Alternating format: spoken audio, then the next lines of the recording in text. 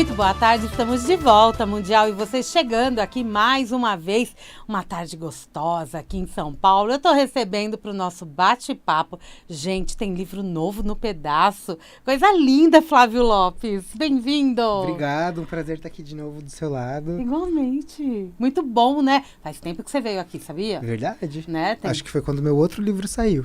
Nem, acho que não. Nós falamos aqui do Grimório. Foi, eu acho que foi. Acho que foi, né?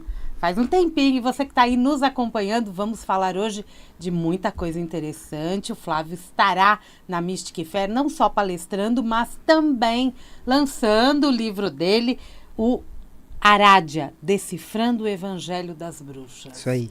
Fica com a gente. Gente, o Flávio Lopes, ele é auto-sacerdote gardneriano, é escritor, psicoterapeuta, é mestre e doutorando em ciências da religião, também pela PUC, assim como eu, Ricardo. Isso mesmo, somos Ricardo colegas de corredor.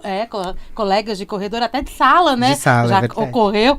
Autor do livro Grimório da Magia Natural, publicado pela editora Alfabeto. E agora, a novidade, que ele já está aí disparando nas redes sociais, vai lançar, está lançando, já está à venda, né? Já está, Já eu à acho que venda. sim. Arádia, Decifrando o Evangelho das Bruxas, pela editora Ardani. Vai ter sessão de autógrafos? Vai ter sessão de autógrafos. A minha palestra é no sábado às 17, no auditório 3. E aí, a sessão de autógrafos às 18, lá no stand da editora Ardani. Muito bom. Auditório 3, assim, bem de frente comigo, com outro stand que eu terei lá também. Olha só. A gente já só se encontrando. Vamos É lá ficar que todo mundo pertinho. se encontra, né? É verdade, a Mystic Fair é a nossa confraternização, né? no Total. fim Eu do já ano. recebi algumas fotos hoje da organização, tem cada coisa diferente, linda. Vocês têm que visitar a Mystic Fair. Verdade. Mas o assunto agora é o Arádia, porque a minha curiosidade foi para cima deste tema. E você que está aí nos acompanhando, pode nos ouvir, além dos 95,7 FM, pelo YouTube. Estamos ao vivo, é só entrar no site vibemundialfm.com.br, clica no assistir ao vivo, você vai direto para o nosso YouTube e nos acompanhe por lá. E lá também tem todas as nossas redes sociais. Flávio, o que é Arádia? Arádia é uma grande polêmica na bruxaria. Ah, é? É, uma Já gostei. grande polêmica. Em 1899, um americano que vivia na Itália publica um livro chamado Arádia, o Evangelho das Bruxas. E ele dizia que esse livro era um manuscrito que ele tinha recebido de uma mulher chamada Madalena, que era uma bruxa italiana, e que ele continha a doutrina secreta de uma religião de bruxas que se mantinha em segredo na Itália, que ninguém conhecia, e trazia as crenças e doutrinas e práticas dessa suposta religião de bruxas. E aí a Arádia, ela é uma deusa, uma filha da deusa Diana, com o deus Lúcifer, e que desce para a Terra, enviada à Terra pela deusa Diana, para ensinar bruxaria para as pessoas. Então ela é a primeira bruxa, e ela vem libertar as pessoas da opressão. Então, quando Diana olha para baixo e vê o seu povo sendo oprimido, os escravos, os camponeses, sendo oprimidos pelos senhores feudais e pela estrutura política da igreja, ela decide mandar a Arádia como uma figura de libertação, de transgressão, de revolta, para ensinar magia para as pessoas combaterem os seus opressores. E essa é a história de Arádia. Uau! Né? Fiquei até... Sim. O decifrando o Evangelho das Bruxas é exatamente porque já tenho escrito Arádia, o Evangelho das Bruxas. Isso, exatamente. Né? E o que a gente entende pelo Evangelho das Bruxas? Tem toda essa parte histórica, né? Isso. Mas lembra os nossos evangelhos, a forma de escrever, por exemplo? Pois é, o Evangelho das Bruxas, ele é um texto que faz uma paródia do cristianismo. Então ele usa vários nomes e vários elementos que são próprios do cristianismo, como esse nome, Evangelho. Então ele é um evangelho, como seriam os evangelhos bíblicos, ele conta a história de Arádia, ele conta a encarnação dela, a descida dela para o mundo, e como ela vai ensinando as pessoas, passando pelas pessoas, até a hora que ela sobe de volta, porque ela cumpriu a sua missão.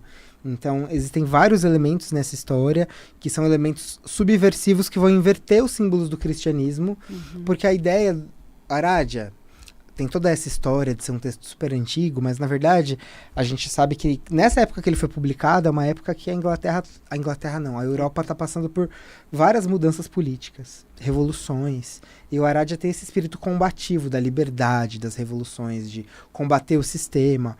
Então a grande crítica que o livro faz e que a personagem faz é de que a Igreja Católica, enquanto instituição, usa da fé para, de alguma maneira, legitimar opressões nas pessoas.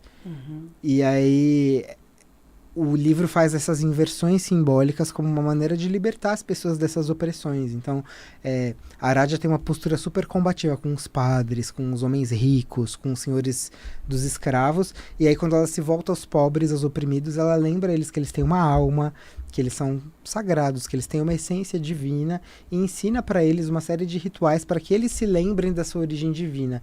Então, a mensagem espiritual do texto é que, muitas vezes, o mundo, com as suas opressões, várias opressões, fazem com que a gente se esqueça da nossa verdadeira essência. E a gente se sente aprisionado, a gente se sente dominado. E a mensagem de Aradia é uma mensagem para que a gente se rebele contra aquilo que não nos permite ser quem a gente é no mundo. Aí ele é atual. E aí ele é super atual, exatamente. Não é? E aí eu faço exatamente essa discussão, porque o livro vai usar a igreja como esse símbolo de poder. Só que a gente não pode parar aí. A gente precisa trazer para o nosso tempo e falar, tá, mas e agora? Quem que tá nos oprimindo agora? Né? E aí é um livro bastante feminista, que tem essas figuras de Aradia, da mãe dela, Diana, como essa grande deusa criadora. Então o livro está fazendo essa crítica também ao controle das mulheres, ao domínio das mulheres. E quando a gente traz para o nosso tempo, a gente vai pensar em todos os marginalizados, não só as mulheres. A gente vai pensar no público LGBT, por exemplo. E todas as minorias que de alguma maneira se consideram inferiorizadas pela sociedade. E aí a mensagem do livro é: não se inferiorize, encontre o teu poder, lute contra o que te oprime e seja verdadeiramente livre. Essa é a mensagem da obra. Que lindo, né? E acaba sendo bem interessante. Você que fez a tradução? Eu que fiz a tradução. Uma tradução nova, Uma né? tradução nova. A gente já tem Aradia, o Evangelho das Bruxas, em português, por 2 editoras. A gente tem 2 versões. Só que eu fiz uma coisa diferente na tradução. O livro tem uma série de feitiços, de vários encantamentos. E aí esses encantamentos, eles vieram do italiano. Quando o livro foi publicado em inglês, ele nunca foi publicado em italiano originalmente. O livro é em inglês, mas ele traz esses textos em italiano, né? Já que ele está falando de uma bruxaria italiana. O Charles Leland, que é quem compila isso e publica isso, faz uma versão em inglês para esses feitiços. Então ele faz uma versão que é rimadinha, bonitinha, etc. Quando o livro chega no Brasil, as pessoas traduzem a tradução do Leland, que nem é uma tradução, é uma versão. Então o que acontece? O que a gente tem, os textos em português, eles acabam muito distantes do italiano. Então o que eu fiz? Descartei essas partes do Leland, em que ele fez uma versão do inglês, porque o texto só funciona em inglês, não adianta a gente traduzir, né? É como se a gente pensar na adaptação de um musical para o Brasil. A música tem que ser adaptada respeitando a métrica, a rima, a melodia. Então eu fiz isso do italiano para o português. Então essa é uma novidade em português. Eu fiz do italiano para o português respeitando toda a métrica, todas as rimas. E aí a gente apresenta lado a lado cada linha de cada feitiço, italiano e português, para as pessoas poderem comparar. Ai, que legal! Sim, tá bem bonito. Tá bem bonito, tá né? Tá bem legal. Deu um trabalho, mas foi bem legal. Ele falou pra mim antes que foi um trabalho de anos, né? Foram anos. Mas na verdade, a gente tem que ter paciência para fazer um bom trabalho, né? Eu concordo, Né? Que muitas vezes a gente quer que em um mês tudo fique pronto, Sim. Mas a gente precisa fazer com excelência. Eu sempre acho que o texto tem o tempo do texto. Eu escrevo o texto, mas o texto nasce a hora que ele tem que nascer. Sim. Então eu não costumo forçar, é um texto que eu peguei, fiz toda a primeira tradução da parte mais fácil, que não era essa parte poética, era só fazer uma tradução normal. E aí, quando eu me sentia inspirado, quando eu sentia que eu estava com a cabeça boa, que eu estava me conectando, aí eu sentava para tentar fazer essas versões, essas adaptações, e para escrever o restante do livro também, né? Então eu fui deixando isso vir, o livro levou uns anos para ficar pronto, mas valeu a pena, porque ele tá lindo. E o que nós temos de restante do livro? Então a primeira parte do meu livro é esse livro original retraduzido. Eu coloquei uma introdução histórica, então tem uma introdução de mais de 30 páginas que vai contar quem é o Charles Leland, qual é a biografia dele, qual é a história dele, até ele chegar no Aradia. Eu investigo nessa introdução a origem dessa Madalena, que é a mulher que entregou o texto para ele, porque muita gente fala que ela não existe, que ela foi inventada pelo Leland e que, na verdade, ele escreveu o texto e ele inventou a figura da Madalena só para justificar uma origem para o texto. Inclusive com o nome, né? Essa é uma Madalena, né? uma grande polêmica. Aham. E aí tem muitas pessoas ao longo da história que foram tentando provar a existência dela, etc. Então eu coloco todas essas evidências. Tem até uma foto dela que uma pessoa achou, a sobrinha dele coloca num livro uma foto e fala, ó, ela existiu de verdade. Então eu faço toda essa discussão. Legal. Coloco para discussão acadêmica, né? Então o que a gente tem nos estudos acadêmicos sobre a Arádia, sobre o que antecede a Arádia, e quais foram os impactos do livro para o surgimento da Wicca, porque a Wicca é posterior à Arádia. Então esse livro não é um livro de Wicca e não é um livro pagão, porque ele é um livro mais antigo, ele é de 1899. O Gardner estabelece a Wicca na década de 30, então mais de 30 anos depois. Então esse livro, na verdade, vai influenciar a Wicca. Tem várias coisas que a Wicca vai sorver desse livro, outras coisas que ela vai se afastar, que ela vai rejeitar. E aí, na introdução, eu coloco todos esses elementos, tanto do passado quanto do futuro. Ele é um clássico. É um clássico, todo mundo tem que conhecer, todo mundo que é bruxo tem que conhecer, com certeza. Né? E quem não é bruxo curioso também, né? Também. Porque eu já tô curiosíssima. Ah, o livro é muito legal. Aí na parte 2 do livro, ainda não são textos meus, também são textos do Leland, só que de outros livros. Porque esse não é o único livro de bruxaria italiana que ele escreveu, tem outros. E aí Ele era bruxo? Ele era meio bruxo, ele era acadêmico, ele estudava folclore, mas ele se identificava como bruxo, sim. Ele não costumava falar disso muito abertamente, mas ele tinha uma paixão pela magia, ele tinha uma paixão pelo povo cigano também. Então ele fez um trabalho muito intenso com o povo cigano. Ele aprendeu a língua dos povos ciganos numa época em que isso não era comum e escreveu vários livros, tem muitos livros dele publicados sobre magia cigana. Então ele se descobriu nesse universo dessa magia popular, dessa magia folclórica. Que personalidade, Ele é muito interessante, ele é muito interessante. E academicamente ele era meio criticado porque ele era muito apaixonado, então ele floreava um pouco as coisas. Então, quando ele morreu, por exemplo, teve um acadêmico que fez uma nota no jornal falando do falecimento dele, dando seus pesares, e aí ele satiriza um pouco Leland, fala que ele era um grande poeta, como pesquisador ele era um grande poeta. Que bom, né? Viva os poetas! É claro, com certeza. E, nossa, o livro dele é muito importante, foi muito importante, teve um impacto muito importante. Então, na parte 2 do meu livro, eu trago outros textos dele, desses outros livros de bruxaria italiana, que servem para ajudar a gente a entender o Arádia melhor. Perfeito. Né? Para ter o pano de fundo. Qual é o cenário do livro? E aí eu trago esses outros textos dele em que ele explica o que é essa bruxaria italiana, como ela funciona. Então, esses textos são inéditos em português. Antes a gente não tinha esses textos em português. Aí, a partir da parte 3, os textos são meus. Na parte 3, ela é como se fosse um novo testamento do Evangelho das Bruxas. São novas histórias que eu escrevi ao longo dos anos sobre a Arádia. Então eu escrevo uma versão pro nascimento dela, de como ela nasce. São novas histórias, novas lendas que eu fui escrevendo ao longo do tempo. A parte 4 é um estudo mais histórico dos personagens. Então eu vou explicar quem é essa Diana, por que Diana é a rainha das bruxas. Quem é o Lúcifer, por que Lúcifer? Já chamou atenção aqui com o nome. Pois é forte. E o Evangelho das Bruxas tem essa característica, ele gosta de impactar. Então é o Evangelho das Bruxas. E aí tem esse deus Lúcifer super polêmico. Quem é esse cara? É o diabo? Não é o diabo? Já adianto que é mais ou menos, porque para a igreja mas na verdade a mitologia do Lúcifer que a gente tem no livro é uma mitologia de uma figura libertadora, de uma figura que é rebelde, mas que é positivamente rebelde. Então, é aquela mitologia de um Lúcifer que quer trazer o conhecimento para os homens, quer trazer o conhecimento que é secreto dos deuses para a humanidade. Então, ele é um rebelde, como tudo no Arádia, todos são rebeldes ali, né? E ela é filha desse grande rebelde que se rebela contra esse poder estabelecido da religião organizada. Então, a crítica do Arádia não é a fé católica, mas é o dogma. A cristalização do dogma, o poder das instituições de controlar e subjugar as pessoas. Então, Lúcifer é um nome perfeito para instaurar essa rebeldia, né? E na época em que o livro foi escrito, ele tá bebendo de uma herança poética do romantismo, onde essa figura do Lúcifer vai sendo reimaginada pelas pessoas como um libertador, como uma figura que é o patrono da ciência, que é o patrono da natureza, do mundo, da carne, do corpo, de todas essas coisas que eram proibidas e rejeitadas, né?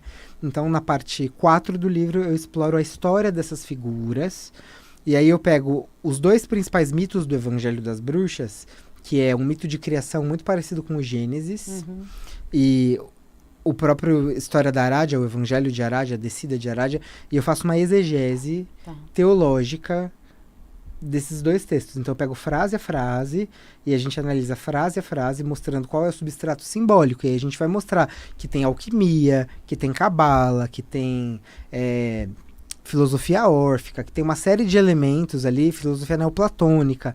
Então eu vou mostrando todas as influências antigas que o texto tem, explicando simbolicamente o que o texto representa, e aí termino com um capítulo de análise dessas inversões com o cristianismo, porque que o livro faz essas tensões com o cristianismo. E é até importante para a gente poder entender. Para poder entender. Né, essa parte a parte que você está escrevendo e mostrando para gente.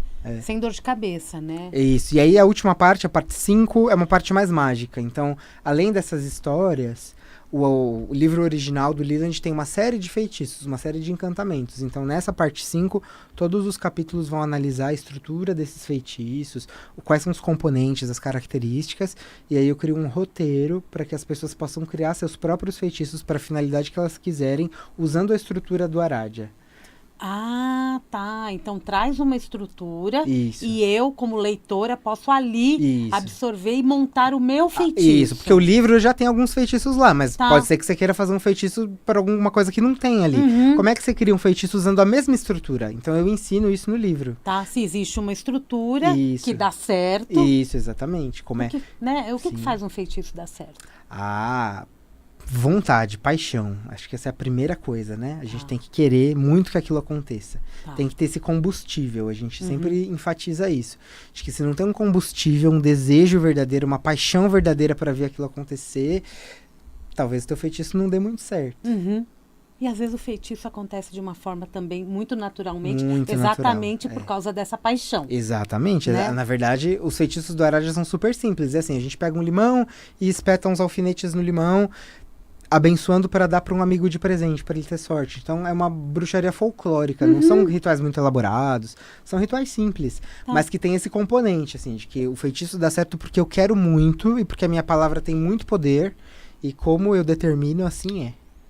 E vivemos num mundo em busca de encantamento, Exatamente. Né? A gente tem ouvido falar bastante dessa palavra, né? Desse termo, encantamento. Verdade. Né? Que lindo isso, Flávio. O livro tá bem bonito. Tá bonito, né? Tá. E você traz vários feitiços que a gente pode também testar. Sim. E são feitiços que partem de Aradia. Isso. O livro tem os feitiços originais, feitiços para amor, feitiços para conseguir ter sucesso nos negócios, para abençoar as plantações. Então tem uns feitiços para umas coisas que não são muito modernas. Tá. E aí, nessa outra parte, eu trago uma maneira das pessoas criarem feitiços porque elas quiserem. Então, e fica muito à vontade com isso. Exatamente. Por ele ter um lado mais folclórico, né? Ele já traz essa questão do folclore.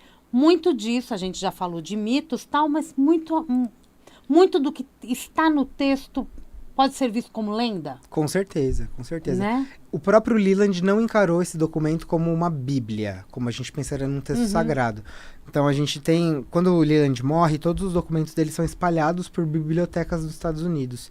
Em uma dessas bibliotecas a gente tem um manuscrito do Aradia e a gente vê que ele não publicou o livro exatamente como ele recebeu. Ele mudou a ordem de algumas coisas. Ele dividiu em capítulos. Originalmente não tinham capítulos, era um texto corrido. Ele fez essa divisão. Ele acrescentou coisas. Então no meio do texto tem coisas que é ele falando, que não é o texto. Então o próprio Leland encarava como uma lenda, como uma coisa viva. Ele não tinha esse rigor de falar, não, isso aqui é um texto sagrado e a gente precisa reproduzir frase por frase. Não. Ele gostava de dar o toque dele pessoal a essas coisas. Porque ele acreditava que a magia era algo vivo e que tinha que vir desse lugar da inspiração. Então ele contribuía com o texto. Na Itália não foi um texto que chegou visto com bons olhos? Não foi visto com bons olhos. Hoje, será que é? Hoje, não sei como é lá na Itália. Na Itália, não sabe, sei, né? Seria interessante, né, a gente descobrir. Eu sei que quando ele publica, tem um rebuliço acadêmico muito grande. Pela época também, Pela né? época, sim. Tem uns outros livros que são publicados antes que vão um pouco nessa pegada. Um muito conhecido é A Feiticeira, do Michelet, que é publicado na França. E a gente sabe que o Leland teve contato com esse texto uma época em que ele foi para a França, e que é um texto também muito subversivo, muito provocativo, assim, muito provocador, que é um texto que vai falar da redenção da bruxa. Então o texto vai falar que, na verdade, essa bruxa que a igreja perseguiu como uma adoradora do diabo, era, na verdade, uma adoradora de Pan, o deus da natureza, esse deus com cascos de bode, chifres, e que ele era o deus da natureza, e que a mulher era a escolhida de Pan. E a mulher era a origem da ciência, a origem das artes, a origem da poesia, a mãe dos próprios deuses. Então o livro é uma grande ode à figura da mulher, mas ele coloca a mulher como essa cultuadora do que seria o diabo, mas que na verdade é esse deus pagão mais antigo, mas bastante provocador, é para deixar as pessoas irritadas mesmo. Então no Aradia também tem esse componente que é para deixar as pessoas em choque. Tem muita bruxa que não gosta do Aradia, porque acha que ele é muito subversivo nesse sentido de se chamar de evangelho, de ter a figura de Lúcifer. Então, até hoje tem muitas bruxas que se sentem incomodadas e não gostam do Aradia, porque ele tem esse caráter muito combativo, muito provocativo. Tá, é um feminino mais... bélico, da guerra.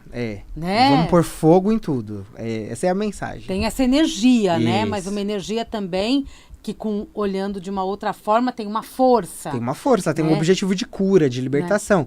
Mas não é uma cura boazinha, abraçando a árvore, não. É indo lá enfrentando os seus inimigos. Não é, sem mimimi. Sem mimimi. Então tem uma hora que a Aradia é presa, por exemplo.